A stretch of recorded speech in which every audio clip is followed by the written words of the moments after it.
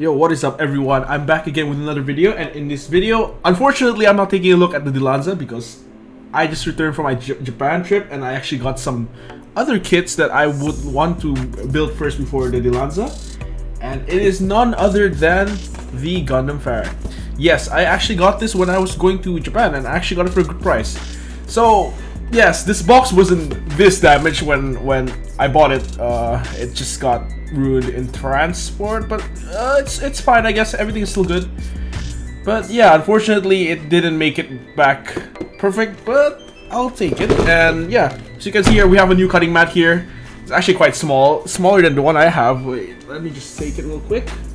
Yeah, this is A4 size. It's pretty cool. It's such a cool design, but it's quite small. So yeah, maybe I have to go back to the old one just so we have more space. Okay, anyways, yeah, I actually got this from Yodobashi Camera actually, which is quite interesting. I actually went to the Gundam base and they didn't have any of the Witch from Mercury kits except for the Zord and the new base jabber from Witch from Mercury. I don't know what it's called, but it's something like that. But yeah, I didn't get those two, and I actually got the Pharact after looking at Yodobashi, so that's pretty cool. So yeah, enough of the rambling, let's just get straight into the unboxing. So let's just open the box real quick. And we are greeted with a couple of bags. As usual, around 3 bags. And yeah, 3 bags of it, and here's the manual. So I'm just gonna put the box aside real quick so we can take a look at the kit. So I'm not gonna take this off the bag again. This just for I'm just getting used to it because, as I said in a lot of videos, you should always check your runners before opening them, just in case you are missing part or two, and you can always ask for a refund as long as you have a receipt. So yeah, but I don't think that applies because I bought this in Japan. So yeah, regardless, let's just pray that everything's here. Seems like everything's here in the first bag. Let's check the second bag. Everything looks good. Third bag, and yep, that's supposed to be it, I think. Yep, okay.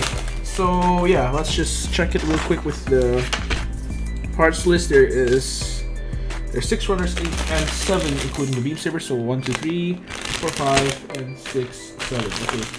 So we got everything sorted here, and let's just get straight into the unboxing and let's see what the runners are. So I'm quite excited for this this kit because this kit is actually one of my favorite kits from, I would say, from Witch from Mercury, I guess. It's close with the Ariel. I really like the Ariel. No, actually no. You know what? I really like the Daribelde, which will be for another episode, by the way. So stay tuned for that, because I also got the Daribelde and as well as the Michaelis. So all of the hot new Witch from Mercury kits is already here. I got some of them, so yeah, I got everything sorted for that. Let's just take the box first so I can see. So okay, let's take a look at the runners. The first runner here we have is the A runner. It's the multicolored runner. This is quite typical in most high grades. We always have the A runner as the multicolored runner, so that's quite nice. From the feel of the plastic, it's just your standard high grade, nothing too special, I would say. It's quite different with the Lafrith though, but this one is quite standard, so yeah, nothing too amazing yet. We have the D runner here. This is our gray runner. I'm not doing this in chronological order, so just bear with me. And it seems that we have a lot of these bits parts, so that's quite nice. And yeah, overall, the D piece is quite decent. It's pretty good. Here is the B runner after this. We have the B1, and I'm assuming it's B2. Yes, we have 2 runners of the B runner. We have parts of the sniper rifle, we have parts of the head here, and we have some binders parts here and stuff like that. The gray is actually quite nice, and I don't know what happened here. I don't know if you guys can see it. I don't think if it shows in the camera quite well. I think something happened here. It kind of scratched a bit. But I don't think that's gonna be a problem. You can always take a sanding stick and always sand that down. It's no problem at all. So that's that, and next we have the C runner. I'm not too sure if this is the same color or is it a different shade. So, oh no, it's definitely the same color. We have more of the armor pieces here. It's the C runner, which is quite nice, molded really nicely, and yeah, Lastly, we have the E-runners, also in gray. And as soon as I opened the box, I noticed that this hand, we have an open expressive hand for the left hand, but no right hand. So that's quite interesting. But hey, at least we get one. Unlike the what do you call it, the aerial, which you don't get at all. Which is kind of I still feel like it's kind of a bummer where that you still have to buy the expansion pack in order to use the expressive hands. So yeah, I guess that's about it for the unboxing. This is the last runner. Actually, no, that's not the last runner. This is the last runner. The last one is the standard beam saber. It's a new beam saber though. It's made in 2022. It's interesting. It just looks like your standard one. I'm not too sure if it's just a recolor. It's new. It's a new piece. So that's quite interesting as well. So let's just take a look. Skim a bit on the manual. Seems like everything's nice. Oh, by the way, I have this base. I got that base as well. I only got one set of this base. So I'll also take a look at it on the review. So yeah, just bear with me. And yeah, I guess that's all for the unboxing portion. I'm going to get this snipped up and built real quick. And I will see you in the review portion. And here comes the time lapse.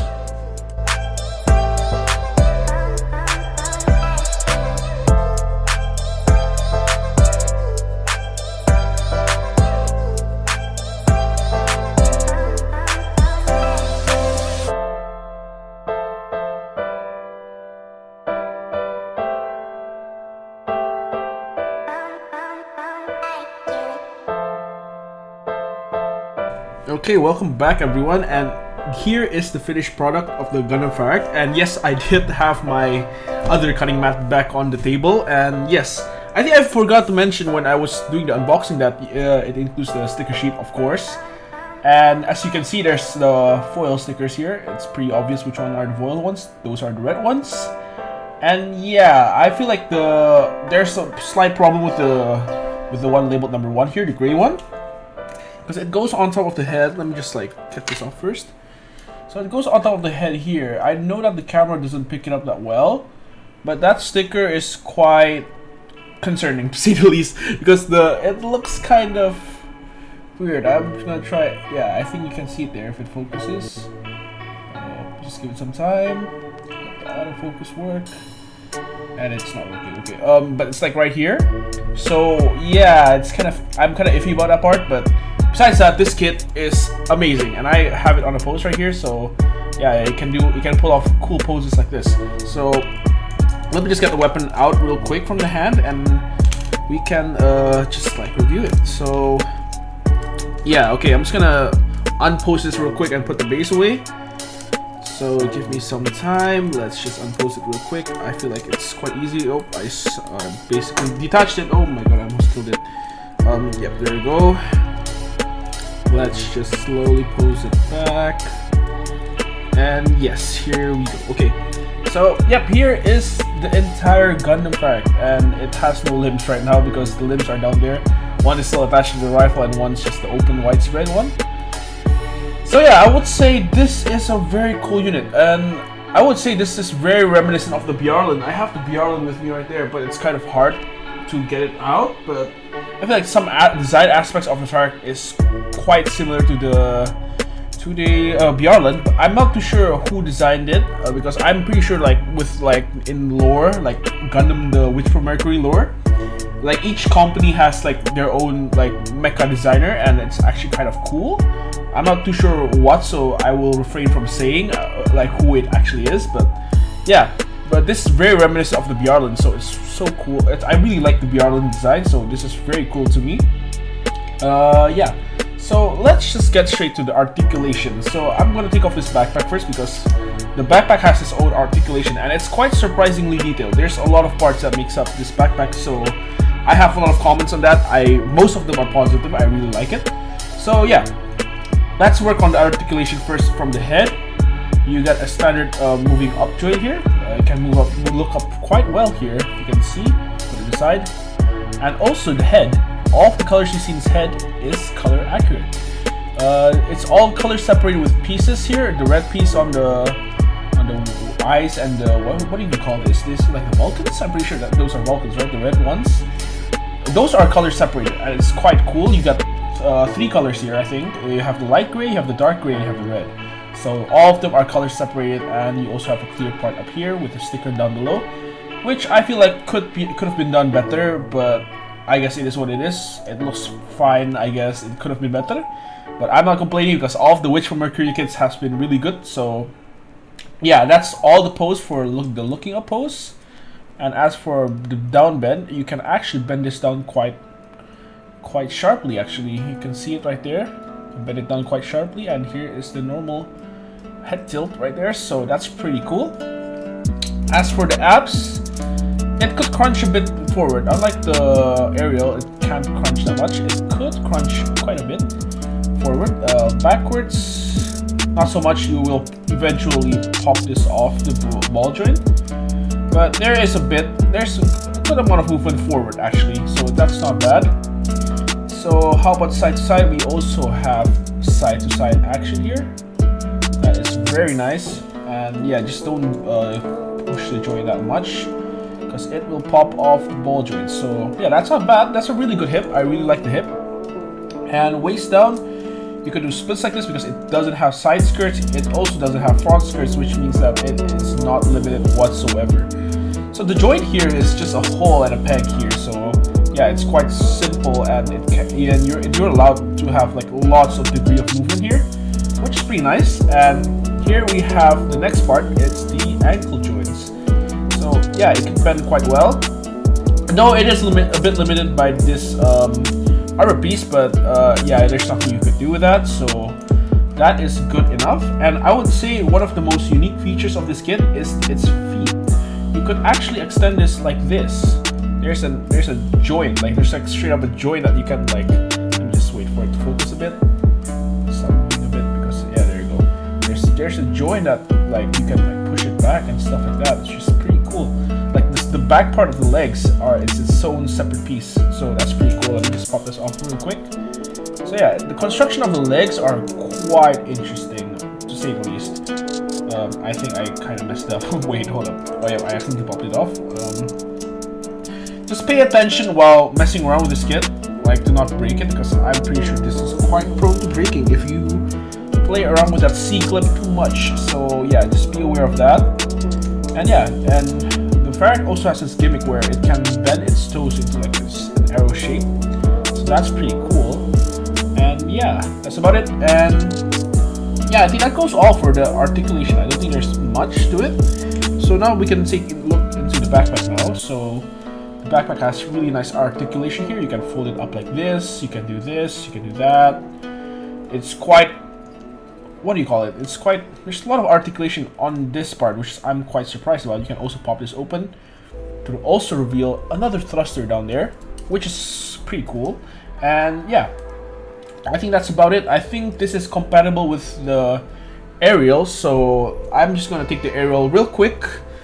I'm gonna give a jump cut and you will see the aerial in the table, so give me 1 second. Okay, so now I got the aerial with me, and let's check out its backpack. Yep, as you can see, it has that connection.